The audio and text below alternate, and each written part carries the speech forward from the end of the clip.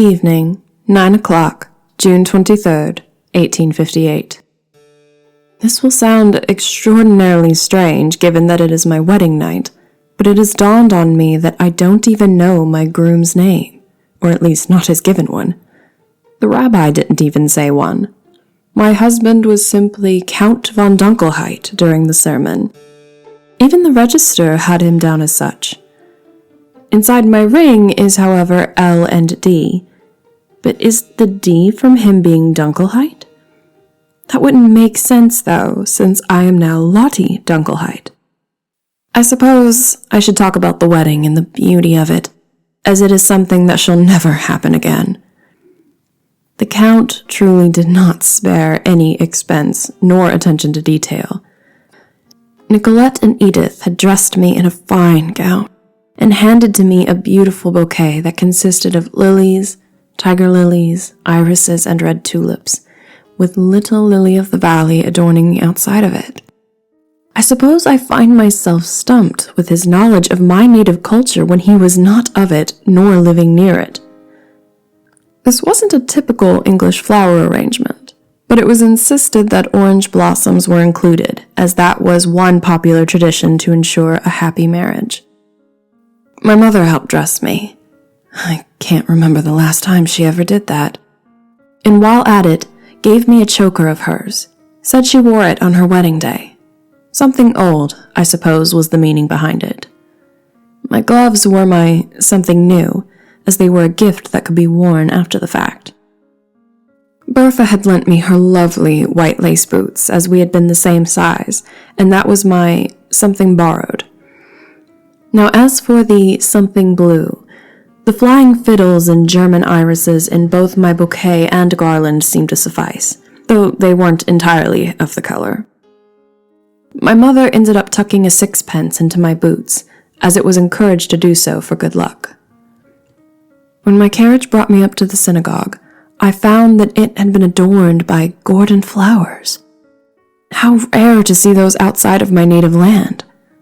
However did the Count manage to get them here, and in such short time? I may never know, or want to. They had always been my favorite flowers ever since I saw them for the first time as a child. I was a bit breathtaken by the sight, and could hear my simpleton maids giggling behind me like they were the blushing brides. I made my way to the aisle and saw my bridegroom awaiting me at the end. The Count was wearing a baby blue frock coat, mulberry double-breasted waistcoat, claret cravat, and gray striped trousers. He gave a gentle gasp upon seeing me, letting out a "Mein Lily" from his lips. As I stood next to him at the altar, he whispered, "It was appeared that I had myself a linen brought." I whispered back, "And pray tell what that might be, mon amour." "My very own lily bride." He made a gesture to the lilies that adorned my bouquet and garland. "Though they can be seen as common, they are still the symbol of your people at times, no? The stylized lily, common or not, they can be breathtaking with their forms and colors.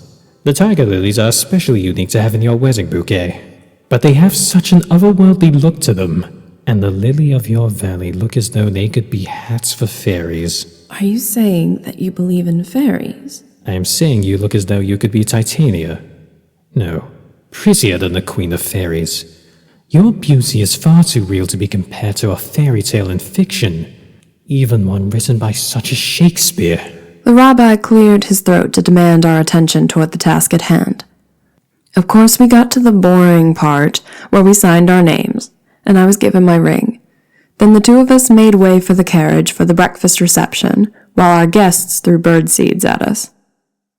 The cake for our guests, which I'm sure I hardly knew half the names of, was large and gaudy, something that seemed to represent the two of our tastes rather well. As was traditional, my cake was white and the Count's dark, though he offered me a taste of his in exchange for mine.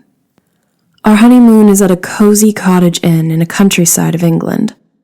This might be one of the few times I'll see England's country, as there won't be much performing happening there, so it's not as though I can complain that I was brought here.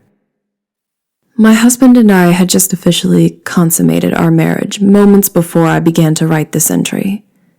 He is laying next to me now as I write away, stroking my waist and kissing my shoulders every now and then. At this rate, I wouldn't be surprised if I end up pregnant before the day is done.